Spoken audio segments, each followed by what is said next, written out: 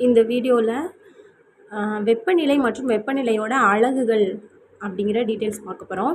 இதில் வெப்பநிலை அப்படின்னா என்ன அப்படின்னு பார்த்தோன்னா, ஒரு பொருளில் உள்ள துகள்களின் சராசரி இயக்க ஆற்றல், சராசரியாக இருக்கக்கூடிய பொருளில் இருக்கக்கூடிய சராசரி இயக்க ஆற்றலோட மதிப்பு தான் வந்து வெப்பநிலை ஆகும். அதாவது இயக்க ஆற்றலோட மதிப்பு தான் வந்து வெப்பநிலை அப்படின்னு சொல்கிறாங்க. வெப்பநிலையானது ஒரு பொருளில் உள்ள அணுக்கள் எவ்வளவு வேகமாக இயங்குகின்றன என்பதோடு தொடர்புடையதாகும். அந்த இயக்கம், அந்த வேகம், இதை பொறுத்தது தான் வந்து வெப்பநிலை அப்படின்னு சொல்கிறாங்க. அடுத்ததாக வந்து வெப்பநிலையோட அலகுகள் அப்படின்னு சொல்லி பார்த்தோன்னாக்க 3 அலகுகளை வந்து பயன்படுத்துகிறாங்க. செல்சியஸு, ஃபாரன்ஹீட்டு, அதுக்கப்புறம் கெல்வின். செல்சியஸ், ஃபாரன்ஹீட், அதுக்கப்புறம் கெல்வின். இது 3 வந்து வெப்பநிலை அளக்கக்கூடிய அலகுகளாக இருக்குது. செல்சியஸ் அப்படிங்கிறது வந்து நம்ம வந்து டிகிரி செல்சியஸ் அப்படின்னு சொல்லி சொல்லுவோம். இதை வந்து நம்ம 20 டிகிரி செல்சியஸ் அப்படின்னு சொல்லி எழுதுகிறோம். அப்படிங்கிறத 20 டிகிரி செல்சியஸ் அப்படின்னு சொல்லி படிக்கிறோம் அப்படின்னு சொல்கிறாங்க. அதுக்கப்புறம் செல்சியஸுங்கிற அலகு வந்து முன்னாடிலாம் வந்து சென்டிகிரேட் அப்படின்னு சொல்லி தான் அழைச்சிருக்காங்க. நெக்ஸ்ட் ஒன் வந்து ஃபாரன்ஹீட். ஃபாரன்ஹீட் அப்படின்னாக்க டிகிரி எஃப்னு சொல்லி சொல்கிறோம். டிகிரி ஃபாரன்ஹீட் இதுதான் எழுதுகிறோம். இதை வந்து இப்போ 25 டிகிரி ஃபாரன்ஹீட் அப்படிங்கிறத வந்து 25 டிகிரி ஃபாரன்ஹீட் அப்படின்னு சொல்லி படிக்கிறோம் அப்படின்னு சொல்லியிருக்காங்க. அடுத்ததாக வந்து கெல்வின் அப்படின்னா கெல்வினை வந்து கே அப்படின்னு சொல்லி எழுதுகிறோம்.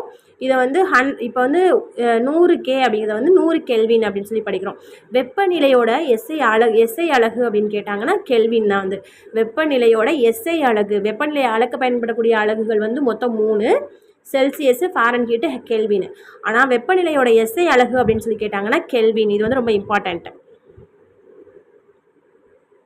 அடுத்ததான் வந்து வெப்பநிலை மானி அப்படின்னா வெப்பநிலை மானி வந்து மருத்துவ வெப்பநிலை மானி, ஆய்வக வெப்பநிலை மானின்னு சொல்லிட்டு 2 வெப்பநிலை மானி இருக்குது. இதில் இந்த வெப்பநிலை மானி வந்து எதுக்காக பயன்படுத்துகிறோம் அப்படின்னா வெப்பநிலையினை அளக்க பரவலாக பயன்படுத்தக்கூடிய கருவி தான் வந்து வெப்பநிலை மானி. அந்த எவ்வளோ வெப்பம் இருக்குது அப்படிங்கிறத அளக்கிறதுக்கு பயன்படுத்தக்கூடிய கருவி தான் வந்து வெப்பநிலை மானியாக இருக்குது.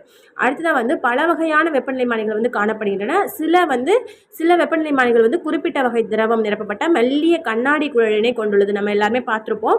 எப்படி இருக்கும்னாக்க குறிப்பிட்ட வகை அதுக்குள்ள ஒரு திரவத்தை நிரப்பி மெல்லிய கண்ணாடி குழலில் தான் வந்து இந்த வெப்பநிலை மானி வந்து செய்யப்பட்டிருக்கும்.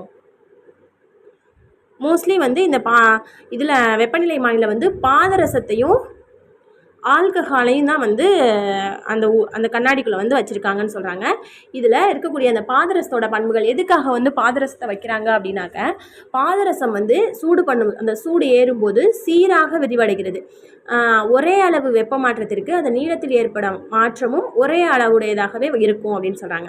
அடுத்ததாக வந்து இது வந்து ஒளி ஊடுருவாது. பாதரசத்தில் வந்து ஒளி ஊடுருவாது. அதோடு வந்து இது பளபளப்பாகவும் இருக்கும்.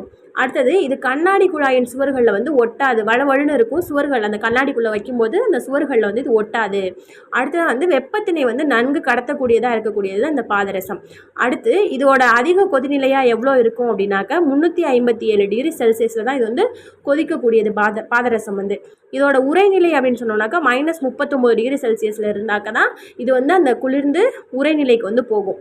எனவே அதிக நெருக்கத்திலான வெப்பநிலைகளை வந்து அளக்க இதோட இப்போ சாதாரணமாக தண்ணியோட கொதிநிலை வந்து 100 டிகிரி செல்சியஸ்ன்னு சொல்கிறோம். அப்போ இந்த பாதரசம் வந்து 357 டிகிரி செல்சியஸு இருந்தால் தான் வந்து இது வந்து கொதிக்க ஆரம்பிக்கும். அப்போ இது வந்து ரொம்ப கொஞ்சம் அதிகமான வெப்பத்தை கூட அளக்க இந்த பாதரசம் வந்து பயன்படுத்திக்கலாம் அப்படின்னு சொல்கிறாங்க. அடுத்ததாக வந்து ஆல்கஹாலும் கூட இந்த வெப்பநிலை மானிகளில் வந்து பயன்படுத்தப்படுதுன்னு சொல்கிறாங்க.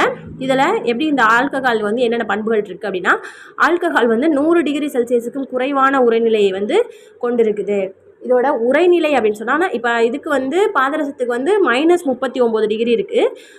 ஆனால் ஆல்கஹாலுக்கு வந்து -100 டிகிரி செல்சியஸ் குறைவான உரைநிலையை வந்து கொண்டது. எனவே மிக குறைந்த வெப்பநிலைகளை வந்து இது வந்து மிக குறைந்த வெப்பநிலை அளக்கிறதுக்கு பயன்படுத்தக்கூடியது வந்து இந்த ஆல்கஹால் அடக்கிய வெப்பநிலை மானிகள். நெக்ஸ்ட் வந்து 1 டிகிரி செல்சியஸ் வெப்பநிலை உயர்விற்கு இதன் விரிவடையும் தன்மை வந்து அதிகமாக இருக்கும் அப்படின்னு சொல்கிறாங்க. 1 டிகிரி செல்சியஸ் வெப்பநிலை உயர்விற்கு இது என்ன காரணம் அப்படின்னா இதை வந்து விரிவடையும் தன்மை வந்து அதிகமாக இருக்குது அப்படின்னு சொல்கிறாங்க. இதனை வந்து அதிக அளவிற்கு வண்ணமூட்ட முடியும். இந்த ஆல்கஹாலை வந்து எவ்வளோ வேணாலும் நம்ம வந்து கலர் பண்ணிக்கலாம். கண்ணாடி குழாய்க்குள் வந்து இத்திரவத்தினை வந்து தெளிவாக காண முடியும். கலர் ஊட்டுறதுனால நம்ம வெளியிலேருந்து பார்க்குறப்போ ஈஸியாக பார்க்க முடியும். அதனால தான் வந்து ஆல்கஹாலை வந்து பயன்படுத்துகிறாங்க. அடுத்ததாக வந்து ஃபாரன் ஹீட்டை பற்றி கொடுத்துருக்காங்க. ஃபாரன் ஹீட் அளவீடானது செல்சியஸ் அளவீட்டினை விட நுட்பமானது. செல்சியஸை விட ஃபாரன் ஹீட்டில் வந்து இன்னும் துல்லியமானது கிடைக்கும் அப்படின்னு சொல்கிறாங்க. இதனால தான் வந்து நம்ம உடலோட வெப்பநிலையை வந்து ஃபாரன் ஹீட்டில் வந்து அளக்குறாங்கன்னு சொல்கிறாங்க. மருத்துவ வெப்பநிலையில் இருக்கக்கூடிய அளவு எப்படி இருக்கும் அப்படின்னாக்கா குறைந்தபட்ச வெப்பநிலையாக 35 டிகிரி செல்சியஸில் இருக்கும். செல்சியஸில் சொல்லப்போனால் 35 டிகிரி செல்சியஸ் இருக்கும். ஃபாரன் ஹீட்டில் சொல்லணுன்னாக்க 94 டிகிரி ஃபாரன் ஹீட்டில் இருக்கும் குறைந்தபட்ச வெப்பநிலை. அதே மாதிரி அதிகபட்ச வெப்பநிலையாக வந்து 42 டிகிரி செல்சியஸில் வந்து 42 டிகிரி செல்சியஸும் ஃபாரன் ஹீட்டில் வந்து 108 டிகிரி ஃபாரன் ஹீட்டாகவும் இருக்கும். அதாவது குறைந்தபட்சம் செல்சியஸில் சொல்லப்போனால் 35 டிகிரி செல்சியஸும் அதிகபட்சம் 42 டிகிரி செல்சியஸும் வெப்பநிலையை வந்து இருக்கும் சாதாரணமாக மனித உடலில். அதே மாதிரி ஃபாரன் ஹீட்டில் சொல்லணும் அப்படின்னா 94 டிகிரி ஃபாரன் ஹீட் குறைந்த வெப்பநிலையாகவும் அதிகபட்ச வெப்பநிலையாக வந்து 108 டிகிரி ஃபாரன் ஹீட் அளவாகவும் இருக்கும் அப்படின்னு சொல்கிறாங்க. அடுத்ததாக உங்களுக்கு தெரியுமா ஒரு பாக்ஸ் ஒன்று கொடுத்துருக்காங்க. மனிதரோட உடல் வெப்பநிலை வந்து எல்லாருக்கும் ஒரே மாதிரி இருக்காது. சாதாரணமாக வந்து சராசரியாக ஒரு உடல் வெப்பநிலை எவ்வளோ இருக்குன்னா 37 டிகிரி செல்சியஸில் இருக்கும். 37 டிகிரி செல்சியஸ் இல்லைனா 98.6 டிகிரி ஃபாரன் ஹீட்டில் இருக்கணும் அப்படின்னு சொல்கிறாங்க சாதாரணமான உடல் வெப்பநிலை. அதே மாதிரி இந்த உடல் வெப்பநிலையானது வந்து எல்லாருக்கும் ஒரே மாதிரி இருக்க போகிறதில்ல. நம்ம செய்யக்கூடிய வேலைகளுக்கு ஏற்பவும் புற சூழலுக்கு ஏற்றாற் போலவும் நமது உடல் வெப்பநிலையானது நாள் முழுவதும் சிறிது உயர்வதும் தாழ்வதுமாகவே இருக்கும், மாறி மாறி இருக்கும் அப்படின்னு சொல்கிறாங்க.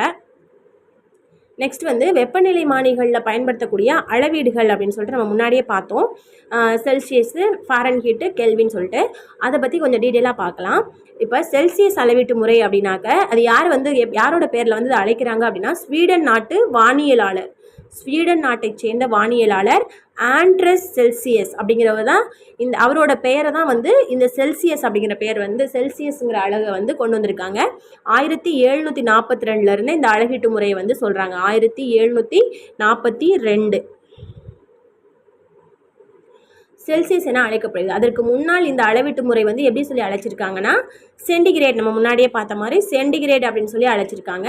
இவ்வகை வெப்பநிலை மானியின் அளவுகோலானது நீரின் உறைநிலை வெப்பநிலை வந்து 0 டிகிரி, அதாவது இந்த செல்சியஸ் அளக்கக்கூடியதில் வந்து 0 டிகிரி செல்சியஸ் தான் வந்து உறைநிலையாக இருக்கும். இது வந்து நம்மளுக்கு எல்லாருக்கும் தெரிஞ்சதுதான். நீரோட உறைநிலைனா 0 டிகிரி செல்சியஸ், அதாவது ஆரம்ப மதிப்பாகவும் நீரின் கொதிநிலை வெப்பநிலையினை வந்து 100 டிகிரி. அந்த அளவீட்டில் இந்த செல்சியஸ் அளவீடு வந்து எப்படி இருந்து எங்கேருந்து ஸ்டார்ட் ஆகுதுன்னா 0 டிகிரி செல்சியஸில் ஸ்டார்ட் பண்ணி 100 டிகிரி செல்சியஸ் வரைக்கும் இருக்கும் அப்படின்னு சொல்லி அந்த மதிப்பு தான் அதில் கொடுத்துருப்பாங்க, அளவிடப்பட்டிருக்கும் அப்படின்னு சொல்லி சொல்கிறாங்க.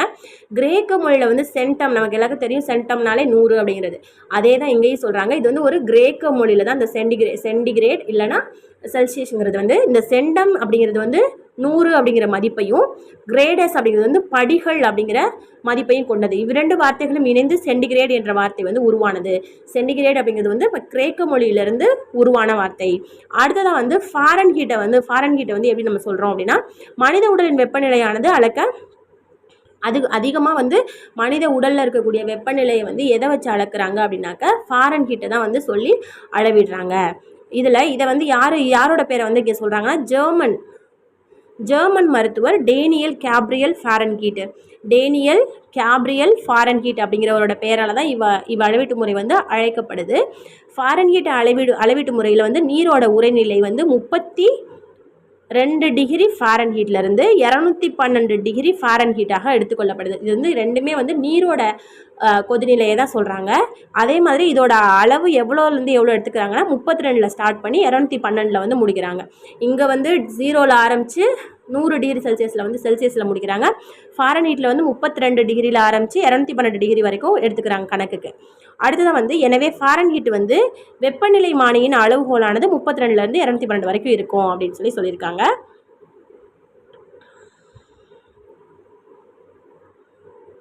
அடுத்ததாக வந்து கெல்வின் அளவீட்டு முறை. கெல்வின் யாரோட பேரில் வந்து சொல்கிறாங்க அப்படின்னா வில்லியம் லார்ட் கெல்வின் என்பவரின் பெயரினால் வந்து அளவீட்டு முறை வந்து அழைக்கப்படுகிறது.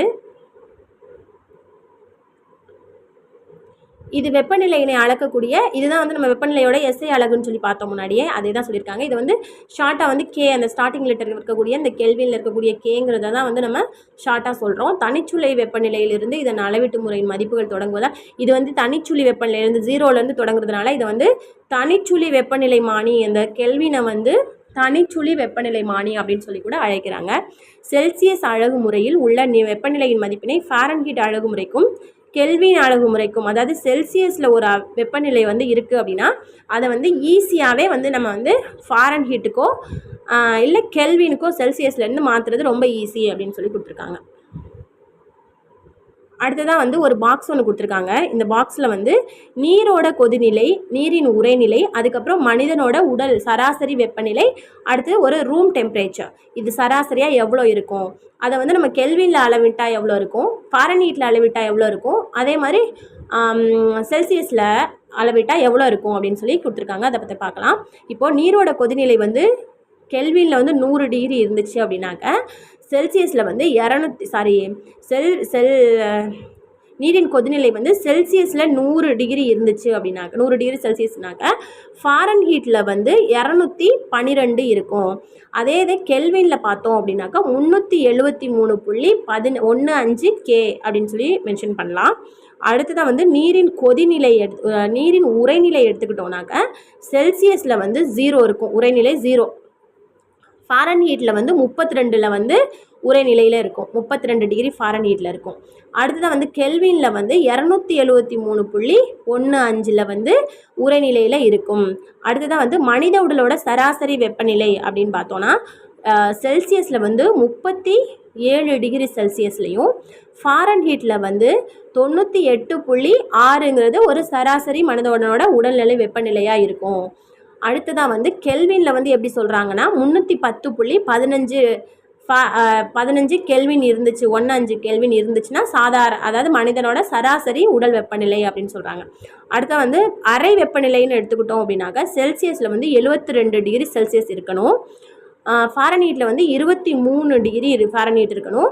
அதே மாதிரி கெல்வினில் எடுத்துக்கிட்டோம்னாக்கா 296.15 கெல்வின் இருக்கணும் அப்படின்னு சொல்லியிருக்காங்க.